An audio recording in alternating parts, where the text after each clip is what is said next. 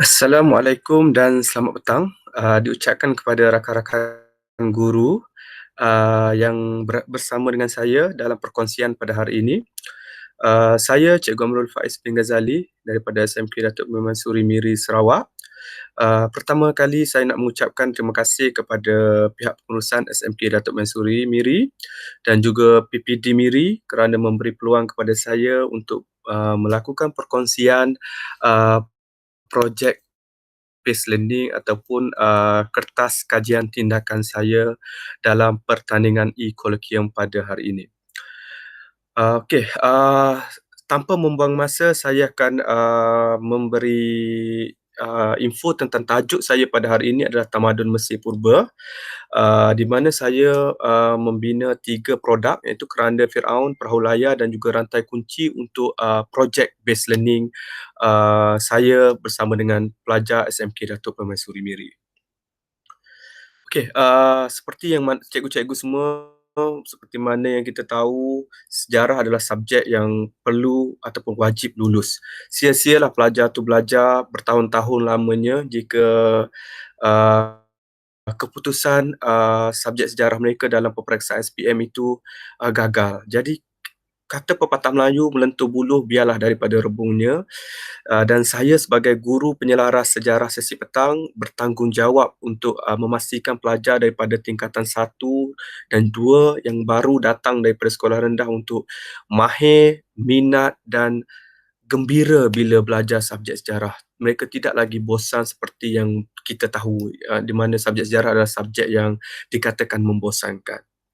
Okey, PBL ini adalah satu projek yang bagus kerana kita dapat melihat impak positif daripada pelajar-pelajar apabila kita berada dengan mereka membina projek PBL bersama-sama. Kita boleh tengok daripada aktifnya mereka, lahirnya minat mereka dan juga prestasi pembelajaran mereka juga meningkat apabila adanya projek PBL ini ataupun kita jalankan projek PBL ini bersama-sama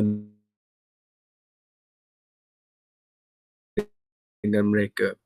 Kita uh, perlu tahu tentang apa tajuk yang perlu kita pilih. Ini adalah kerana tajuk yang saya pilih pada hari ini adalah kerana saya nak memberi pendedahan tentang pentingnya pelajar tersebut tahu tentang tamadun awal dunia, kerana tamadun awal dunia telah mencipta negara kita dan juga negara-negara yang ada di dunia pada hari ini.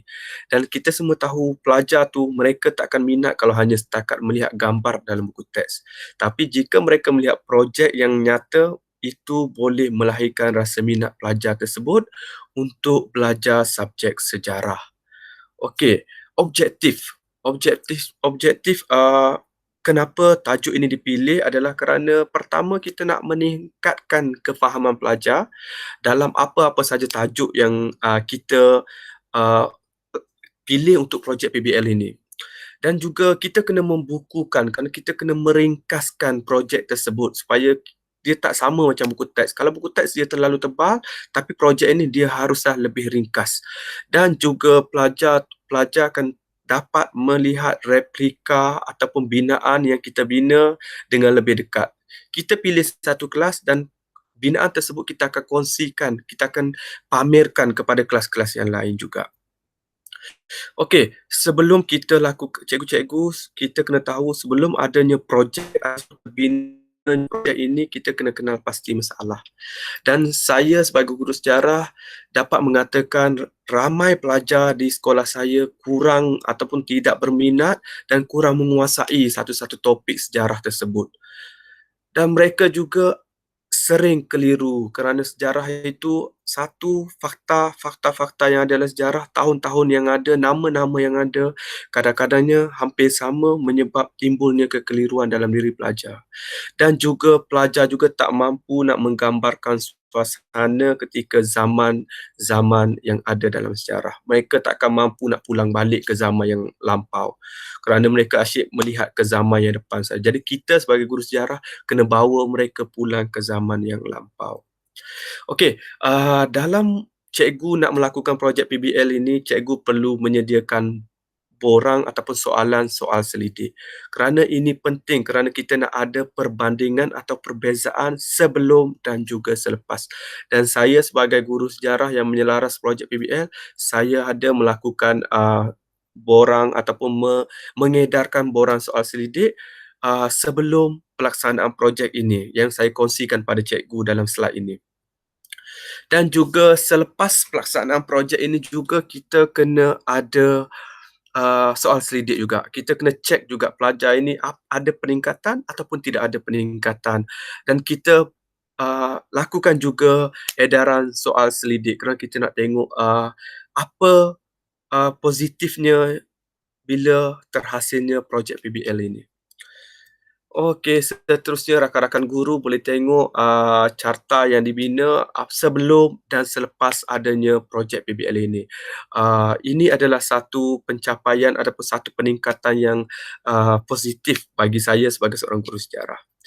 Okey, seterusnya kita juga ada melakukan penilaian rakan sebaya kerana penilaian rakan sebaya ini adalah penting kerana kita boleh tengok mereka bagaimana jawapan mereka ataupun skor mereka untuk produk ataupun binaan yang akan mereka sama-sama hasilkan bersama dengan guru nanti. Okey, ini adalah prosedur ataupun cara-cara ataupun proses dalam menyiapkan replika ataupun projek PBL ini. Dan cikgu perlu tahu untuk menyiapkan projek PBL ini masanya adalah 4 minggu. Banyak halangan, banyak dugaan, banyak masalah tapi saya dan juga pelajar harus sama-sama tempuh masalah tersebut. Di mana minggu pertama kita mulakan dengan idea, minggu kedua kita mulakan dengan sedikit hasil, minggu ketiga kita menambahkan lagi ataupun membuat speed pada projek tersebut dan minggu terakhir kita kena pastikan projek tersebut siap.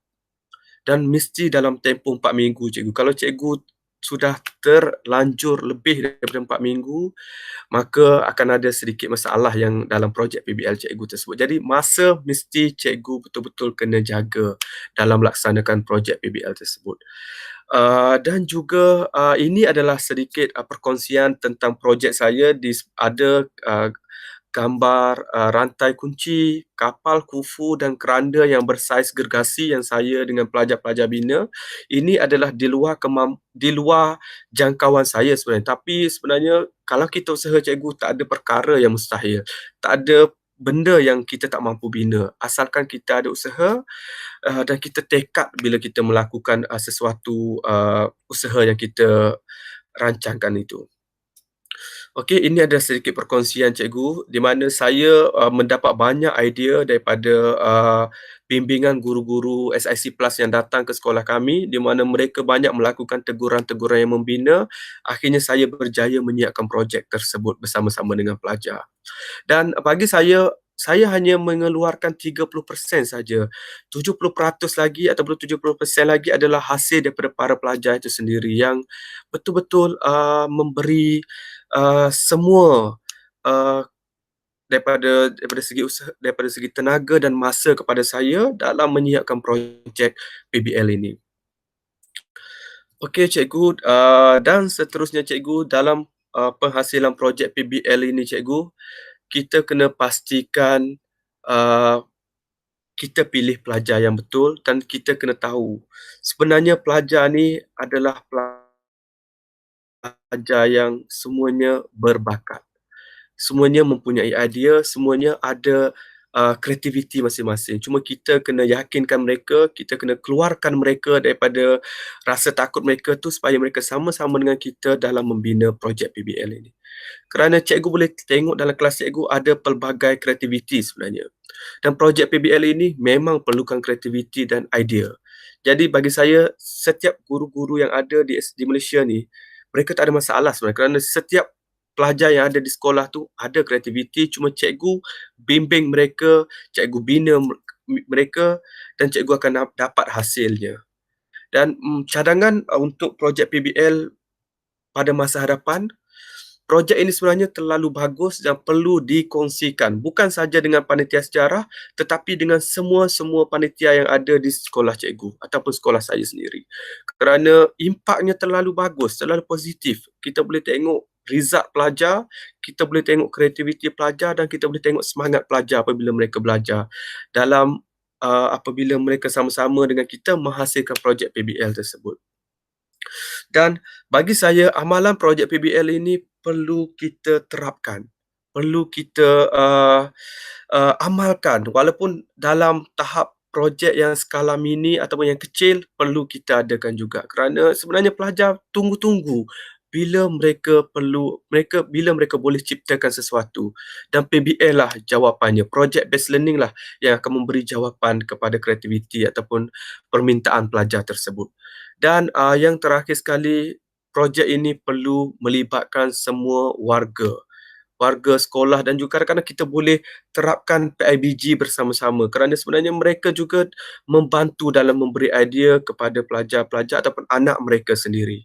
Jadi, cikgu yang ada di uh, negara kita di Malaysia ni, kita kena yakin yang pelajar sebenarnya mampu. Kita adalah uh, yang memberi arah kepada pelajar tersebut dan kita kena terima yang pelajar tersebut sebenarnya mempunyai pelbagai gaya pembelajaran. Tak semuanya suka berada dalam kelas, kadang-kadang mereka suka berada dalam bengkel untuk membuat projek bersama-sama dengan kita. Jadi, sama-samalah kita bimbing pelajar kita supaya kita dapat melahirkan pelajar yang lebih berjaya. Tidak kisahlah dalam subjek sejarah ataupun apa-apa subjek. Itu saja perkongsian saya pada hari ini. Sekian, terima kasih.